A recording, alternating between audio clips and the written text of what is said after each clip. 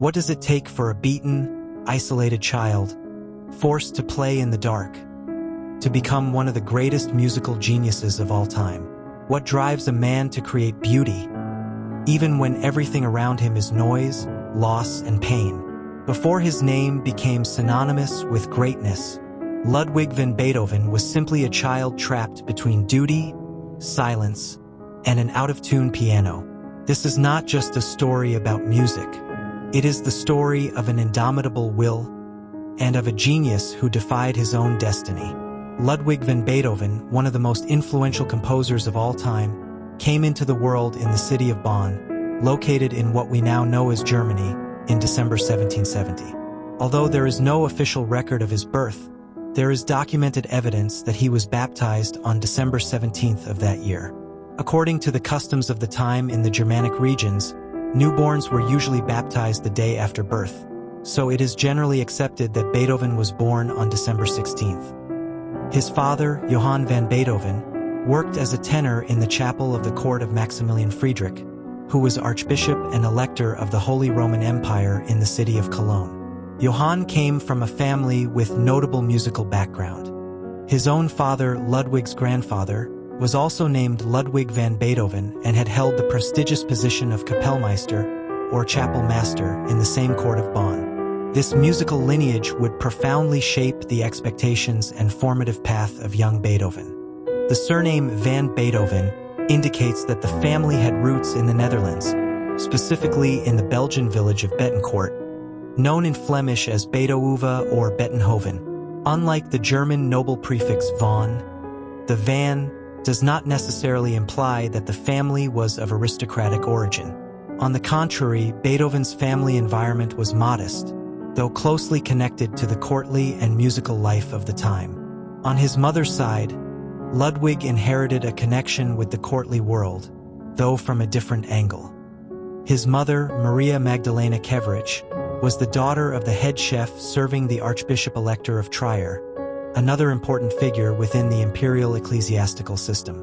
A widow from a previous marriage, Maria Magdalena married Johann van Beethoven in 1767. From this union, 7 children were born, but most of them died in childhood. Only 3 sons survived: Ludwig, the eldest, Caspar Karl, and Nikolaus Johann. This pattern of infant mortality was common in 18th century Europe, where sanitary and medical conditions were still precarious. Bonn, Beethoven's birthplace, was part of the electorate of Cologne, one of more than 300 autonomous territories that made up the vast and fragmented Holy Roman Empire. This political entity of medieval origin maintained a complex hierarchical structure, where various princes, dukes, counts, and prelates exercised semi-independent power. Within this structure, the Archbishop-Elector of Cologne held considerable authority, both religious and political, and was one of the 7 prince-electors entitled to vote in the election of the Holy Roman Emperor.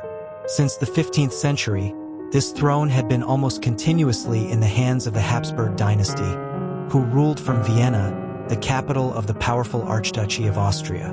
During Beethoven's childhood, Vienna exerted a strong cultural, political, and spiritual influence over the German territories. Maria Theresa, Empress of the Holy Roman Empire, reigned alongside her son Joseph II, who, after his mother's death in 1780, would assume power alone. Joseph II stood out for his enlightened reforms aimed at limiting the influence of the Catholic Church and promoting greater religious tolerance. Although the Habsburgs had historically been staunch defenders of Orthodox Catholicism, in the 18th century Austria became a laboratory of rationalist reforms.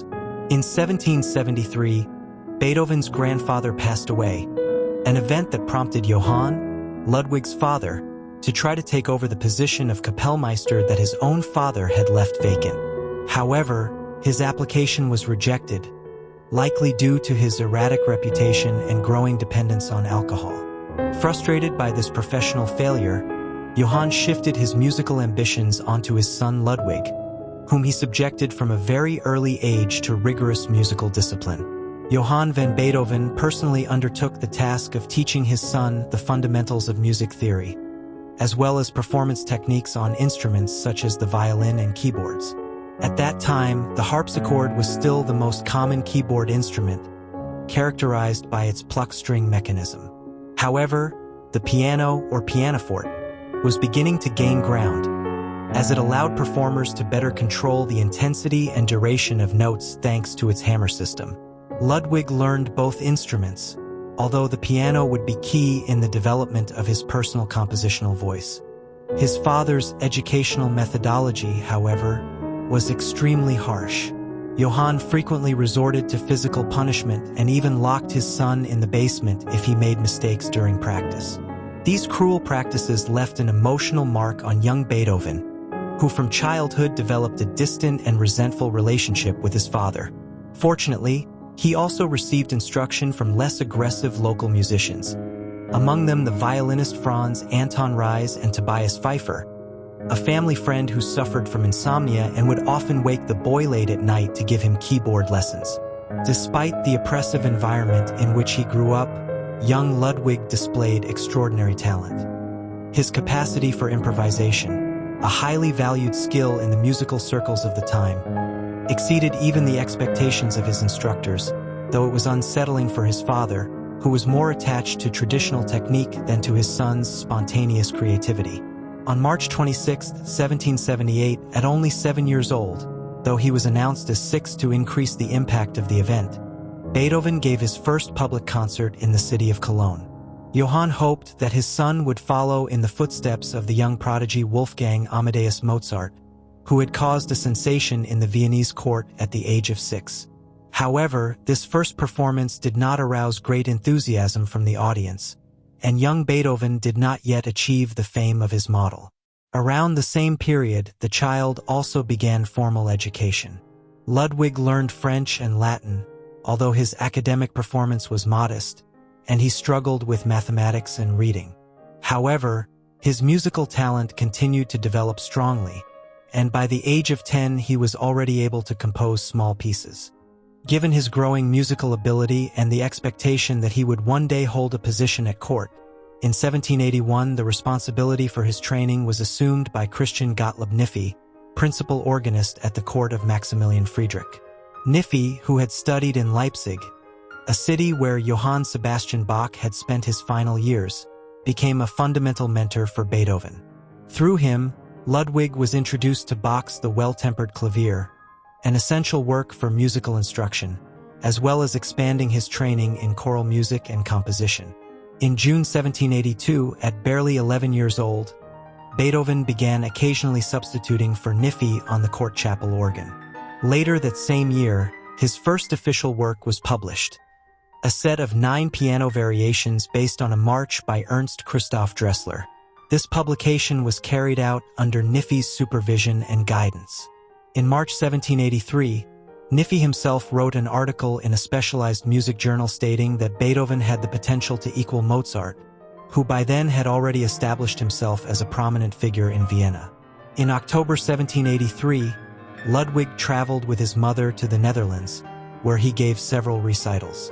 On November 23rd of that year, a few days before turning 13, he received a payment of 63 florins after performing at a royal concert in The Hague. This was his first remuneration as a professional musician. Upon his return to Bonn, Beethoven dedicated a set of 3 sonatas to the Archbishop-Elector and, as a reward, was officially appointed assistant court organist in February 1784. His new position came with a modest stipend, but it was enough to begin easing the family's financial situation, especially considering that his father was starting to show signs of a more serious dependence on alcohol. Beethoven's artistic evolution coincided with a period of profound political and cultural changes in Europe, as well as the rise of new musical forms. One of the most relevant figures of this musical transformation was Franz Joseph Haydn, known as the father of the symphony.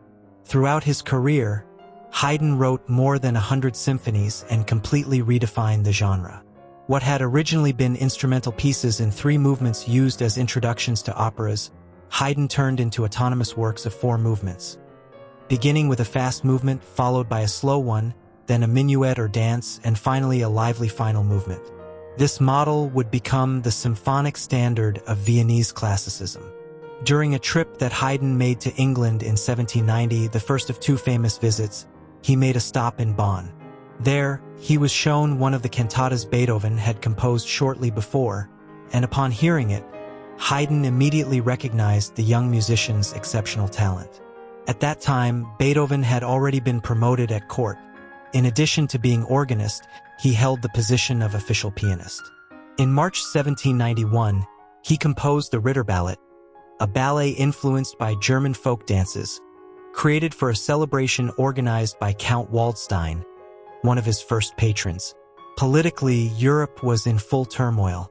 On March 1, 1792, after a brief reign, Emperor Leopold II died, and his son, the young Francis II, ascended the throne at barely 24 years old. Just a few weeks later, war broke out between the new revolutionary French Republic and Austria. The Austrians, who were preparing military actions to protect Queen Marie Antoinette, sister of Leopold and aunt of the new emperor, provoked a formal declaration of war by the revolutionary government of Paris. The fighting was concentrated mainly in the Austrian Netherlands, present-day Belgium, and in the Rhine region, where Bonn was located.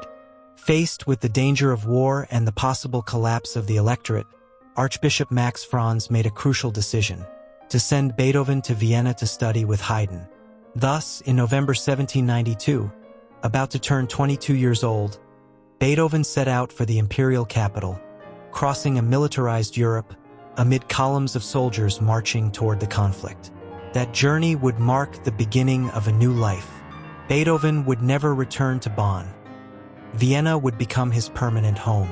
Upon arriving in the city, Beethoven carried letters of recommendation from Max Franz and Count Waldstein, but soon realized that the promised financial support was insufficient. However, an unexpected turn favored him. On December 18, 1792, his father died. Although their relationship had been marked by distance and harshness, the inheritance of his father's pension significantly improved his financial situation. From then on, young Ludwig was able to focus on his career with greater independence. His studies with Haydn began enthusiastically, but soon tensions arose. Haydn, interested in strengthening Beethoven's contrapuntal technique, that is, the harmonic interaction of independent melodic lines, assigned him numerous exercises. However, he barely corrected the mistakes, which caused Beethoven to lose confidence in his teacher. Despite this, he benefited enormously from his closeness to Haydn, especially by gaining access to his social circle and aristocratic connections. Beethoven, although restless and sometimes impatient, absorbed the musical knowledge of the Viennese tradition like a sponge. During these formative years in Vienna, Beethoven also began to frequent the city's most refined intellectual and artistic circles. One of his first patrons was Baron Gottfried van Swieten, director of the Imperial Library, an enthusiastic music lover and patron of both Haydn and Mozart. He also stayed at the residence of Prince Karl Lichnowsky and his wife Christiane, who invited him to play regularly at their Friday morning concerts. Through the prince, Beethoven met other influential nobles such as Count Moritz Lichnowsky, who became a close friend. Other key figures in his support network were Prince Lobkowitz and Count Razumovsky, the Russian ambassador in Vienna and a violin enthusiast. Despite aristocratic support, Beethoven did not always feel comfortable improvising for the entertainment of nobles. Although he considered it an unnecessary sacrifice, he knew it was a necessary step to secure his livelihood. Moreover, with the advance of the French army and the imminent disappearance of the electorate of Cologne, the chances of returning to Bonn were quickly vanishing. Meanwhile, the revolution in France was becoming more radical. In 1793, both King Louis XVI and Queen Marie Antoinette were executed, and the First French Republic consolidated its power. Soon, Great Britain and the Netherlands joined the coalition against France.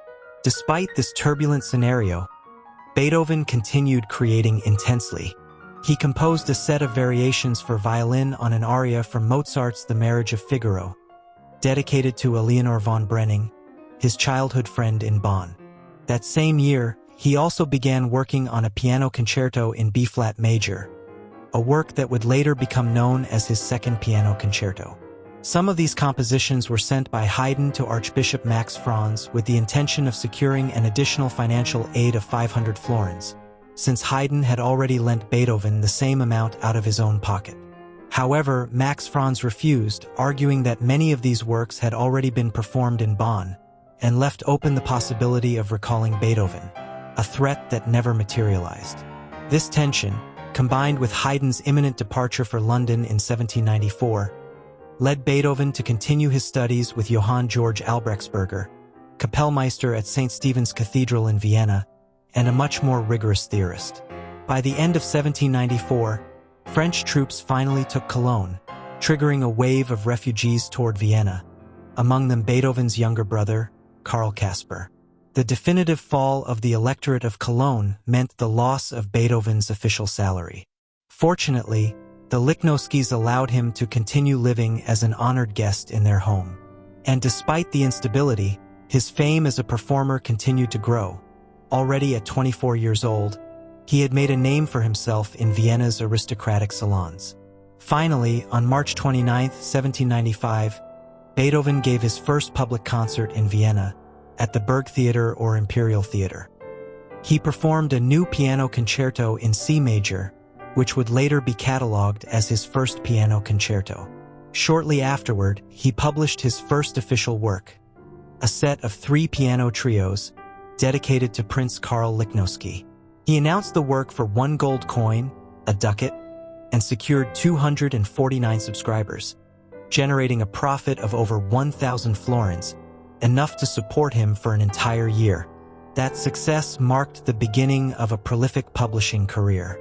In the following years, he released numerous chamber music works, including 5 string trios, 3 violin sonatas, and 7 piano sonatas.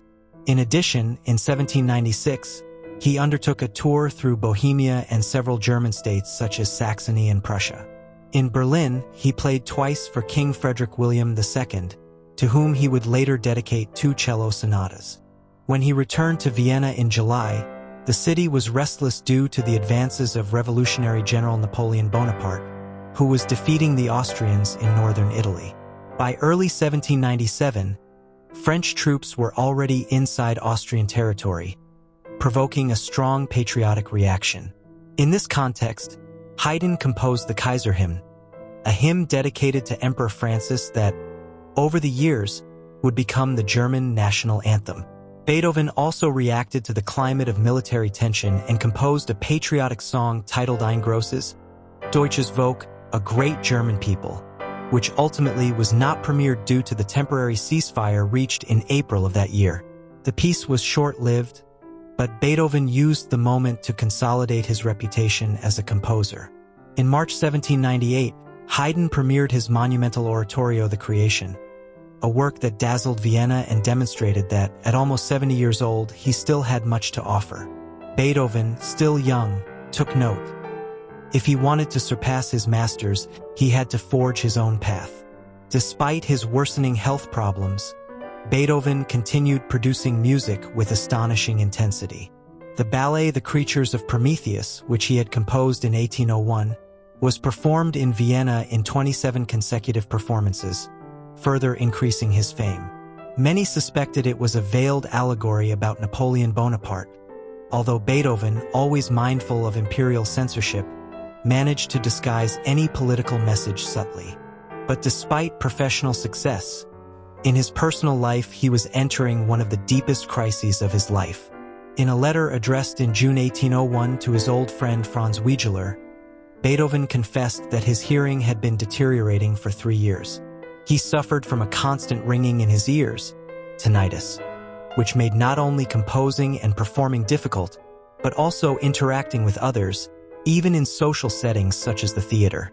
This progressive deafness pushed him into increasing isolation and long stays outside Vienna, in contact with nature. There, he fought depression through his art. One of the works born from this period of introspection was Piano Sonata No. 14 in C-sharp minor, which he dedicated to his student and platonic love, Countess Giulietta Guicciardi. The original Italian subtitle, Sonata Quasi una Fantasia, alluded to its free and innovative character, although over time it would become known as the Moonlight Sonata. Although Beethoven never completely abandoned the classical form inherited from Mozart and Haydn, this sonata marked the beginning of a transition toward the musical romanticism of the 19th century.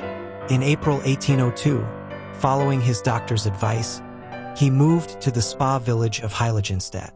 There, while walking with his student Ferdinand Ries, the latter commented on the melody of a shepherd's pipe in the distance. Beethoven, however, could not hear it. It was in this same rural setting that he drafted the so-called Heiligenstadt Testament in October of that year, a moving letter addressed to his brothers in which he revealed his illness, the pain it caused him, and his despair on the verge of suicide. However, his commitment to music saved him. In his own words, "Art held me back."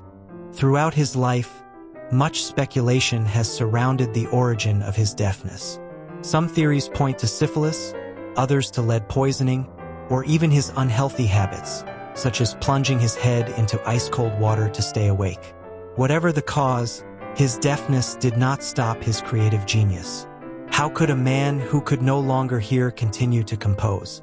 Partly thanks to his vast auditory memory acquired during his youth, but also through an almost miraculous bodily mastery.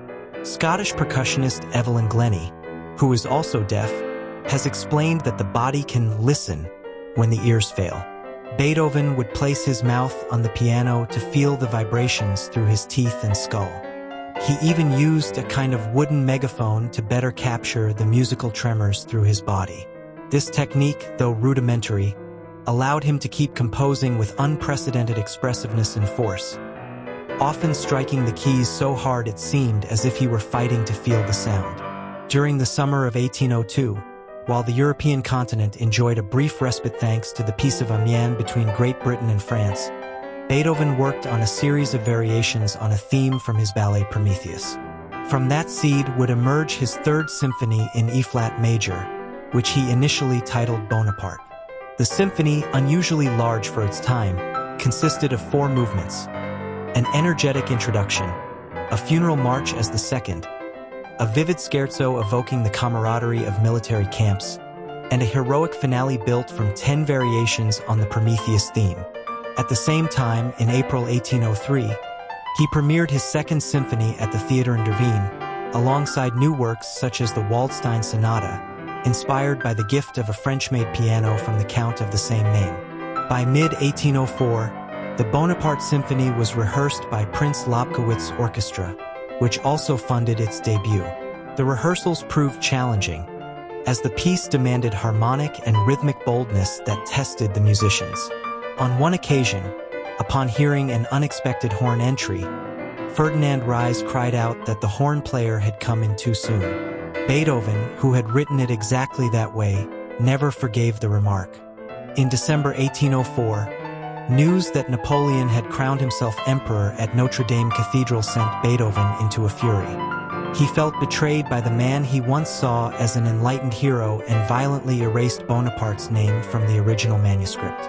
In its place, he renamed the work Symphonie Eroica, dedicating it to the memory of a great man.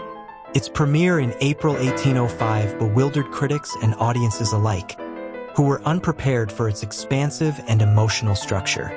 Only with time was it recognized as a masterpiece. Shortly thereafter, Vienna was invaded by Napoleon in November 1805. While many of his patrons fled, Beethoven premiered his opera Fidelio, based on a true story of marital bravery during the French Revolution. However, the reception was lukewarm. Even after revising the work in 1806, success continued to elude him. Nevertheless, between 1806 and 1807, he produced brilliant works such as his Fourth Piano Concerto, the Violin Concerto in D major, and the Fourth Symphony. Beethoven, increasingly bold and distancing himself from strict classicism, began facing criticism. Some musicians failed to understand his style. To violinist Radicati, who dismissed one of his pieces, Beethoven retorted sharply, "It is not written for you, but for the future." During this time, his personal life grew more volatile. His relationships with his brothers became strained, friendships were affected by his fits of temper, and he even threw a chair at his patron, Prince Lichnowsky, who then cancelled his annual stipend. In 1808, after several Napoleonic victories extended French domination across Europe, Beethoven received an offer to become Kapellmeister at the court of Jerome Bonaparte, King of Westphalia. Though he considered accepting, he used the proposal as leverage to improve his position in Vienna. 3 Austrian nobles, including Archduke Rudolf, offered him an annual pension of 4,000 florins to stay. As Vienna faced another French invasion in 1809, Beethoven composed his 5th piano concerto, later known as the Emperor Concerto, likely in reference to Napoleon, whom he still admired in part. He also dedicated the Farewell Sonata to Archduke Rudolf, in homage to his forced departure from the city. The death of Haydn in May 1809 coincided with yet another French occupation. Although the Austrian army initially resisted, it was defeated at Wagram, and Emperor Francis married his daughter to Napoleon. Beethoven suffered financial setbacks from the conflict, yet still found strength to compose. In 1810, he wrote the overture for Goethe's play Egmont and possibly dedicated Für Elise, a brief bagatelle that would become one of his most famous pieces, to his young student Therese Malfatti. Despite his personal tragedies, Beethoven's genius continued to shine with an intensity rarely seen in music history. In the following years, as Napoleonic Europe neared its end, Beethoven entered a period of profound creative transformation. In 1811, he composed the Piano Trio No. 7, dedicated to Archduke Rudolf, his loyal patron. Though his health and hearing kept deteriorating, Beethoven never stopped composing. In 1812, he completed his 7th Symphony, a grand, vibrant work with a martial character. Soon after, he wrote the 8th Symphony, shorter, cheerful, and featuring an unusually long final movement. That same year, he moved to the spa town of Teplitz in Bohemia to meet Antoni Brentano, a married woman for whom he felt a deep love. It was there that he wrote his famous letter to the immortal beloved, whose identity remained a mystery until the 1970s, when musicologist Maynard Solomon identified her as Antony. Although his feelings were emotionally reciprocated, she returned to her husband in Frankfurt, leaving Beethoven alone and heartbroken. At 42, Beethoven had already composed colossal works such as the Eroica, the 5th Symphony, the Emperor Concerto, the Pastoral Symphony, and the Appassionata and Kreutzer sonatas. As he aged, his style became more introspective. During his stay in Teplitz, he met poet Johann Wolfgang von Goethe. Although both admired each other's work, personal differences prevented a true friendship. Between 1813 and 1814, after Napoleon's fall, Beethoven experienced a brief period of optimism. He composed Wellington's Victory, a piece meant to celebrate the French defeat, and revised his opera Fidelio, which finally achieved success. His music was celebrated during the Congress of Vienna, where European leaders gathered to redraw the continent's map. There, Beethoven premiered the cantata The Glorious Moment before an audience that included the monarchs of Russia and Prussia. But personal problems persisted. In 1815, his brother Caspar died, and Beethoven embarked on a bitter legal battle against his sister-in-law Johanna for custody of his nephew Karl. Although he ultimately won guardianship, the conflict dragged on for years, deeply affecting his emotional life and musical output. By 1818, completely deaf and suffering from health issues, he began working on one of his most monumental works, the Missa Solemnis, written for the consecration of his patron Archduke Rudolf as archbishop. That same year, he also began his Hammerklavier Sonata, one of the most complex pieces in the entire piano repertoire. In the following years, he composed his last 3 piano sonatas, 1820 to 1822, and his famous Giabelli Variations, a series of 33 transformations of a simple waltz, which he turned into one of his greatest creative achievements. The only public dedication of this work was, significantly, to Antoni Brentano. Finally, in 1824, Beethoven premiered his most celebrated work, the 9th Symphony, featuring the Ode to Joy.